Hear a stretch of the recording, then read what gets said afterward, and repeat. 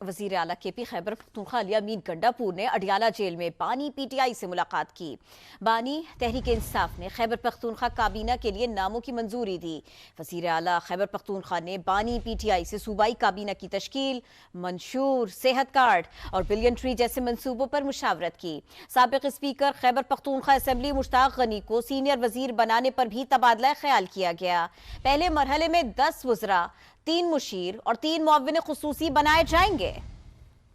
وزیر اعلیٰ خیبر پختونخوا علی امین گنڈاپور نے چیف جسٹس سے 9 مئی کے واقعات کی تحقیقات کے لیے جوڈیشل کمیشن بنانے کا مطالبہ کر دیا۔ چیئرمین پی ٹی آئی سے ملاقات کے بعد اڈیالہ جیل کے باہر میڈیا سے گفتگو میں بولے، 9 مئی کو ظلم ہمارے ساتھ ہوا، فائدہ کسی اور نے اٹھایا۔ انشاءاللہ ہمیں یقین ہے کہ چونکہ ہمارا لیڈر حق پہ ہے، سچ پہ ہے، اللہ تعالیٰ ہماری مدد کرے گا اور انشاءاللہ بہت جلد ہمارا لیڈر بھی انشاءاللہ رہا ہوگا، اور ساتھ ساتھ پاکستان کے اندر ایک ایسا نظام ہم بنائیں گے کہ کوئی بھی کسی کے ساتھ ناانصافی نہ کر سکے، کوئی بھی کسی کا مینڈیٹ چوری نہ کر سکے،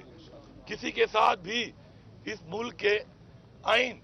کے خلاف کوئی کارروائی نہ ہو سکے۔ اپنے آئین کا تحفظ کرنا ہمارا فرض ہے، اور انشاءاللہ ہم نے ایک ایسا نظام بنانا ہے کہ جس میں ہمارے بچے، ہماری آنے والی نسل محفوظ ہو انشاءاللہ۔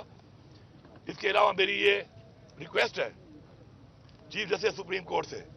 کہ آپ 9 مئی کے اوپر بھی ایک کمیشن بنائیں، انڈیپینڈنٹ کمیشن بنائیں، جوڈیشل کمیشن بنائیں، اور یہ جو آپ کے پاس سی سی ٹی وی کے فوٹیج ہیں ان کو منگوائیں، وہ ابھی تک منظر عام پہ نہیں آ رہی، تاکہ پتہ چلے کسی بہتران